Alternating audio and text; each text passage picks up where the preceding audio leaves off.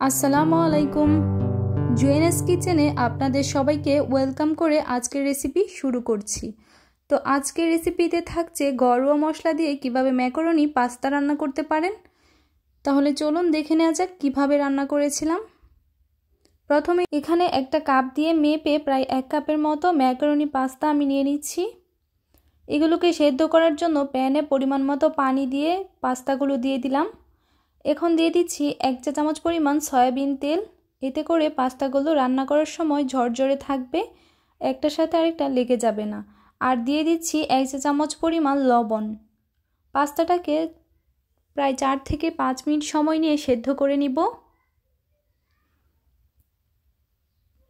পাস্তাগুলো সেদ্ধ করার পর আমি প্যানে একটুখানি বাটার নিয়ে নিয়েছি। এখন আমি এটার মধ্যে দিয়ে দিলাম একটা ডিম, সামান্য একটু লবণ দিয়ে দিয়েছি। ডিমটাকে একদম ঝুরি করে ভেজে নিব। ডিমটা যখন ভাজা হয়ে যাবে তখন এটাকে উঠিয়ে নিব। তারপর এটাতে আবারও দিয়ে দিব 1 টেবিল চামচ পরিমাণ বাটার। আপনারা বাটারের পরিবর্তে তেল বা ঘি দিতে পারেন। তারপর এখানে দিয়ে দিচ্ছি খুবই অল্প পরিমাণে একটুখানি রসুন কুচি। এখন এটাতে দিয়ে দিব পেঁয়াজ কুচি আর কাঁচামরিচ কুচি।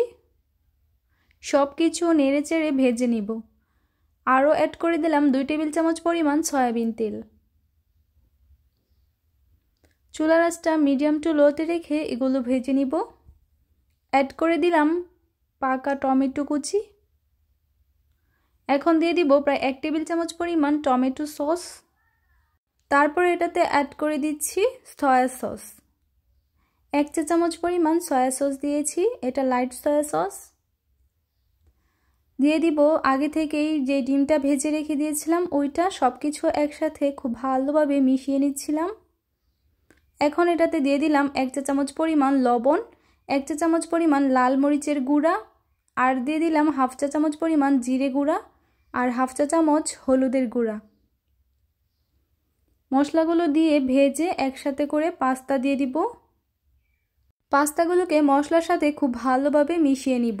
আর এভাবে এটাকে রান্না করতে থাকবো প্রায় 2 থেকে 3 মিনিটের জন্য। এর মধ্যে পাস্তাটা যখন রান্না হয়ে যাবে চুলাটা অফ করে এখন আমি সার্ভ করে দিচ্ছি। আশা করি দেখেই বুঝতে পারছেন যে পাস্তাটা ঠিক কতটা মজা হবে।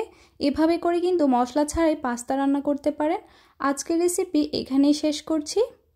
ভালো লাগলে অবশ্যই পাশে থাকবেন। ধন্যবাদ সবাইকে।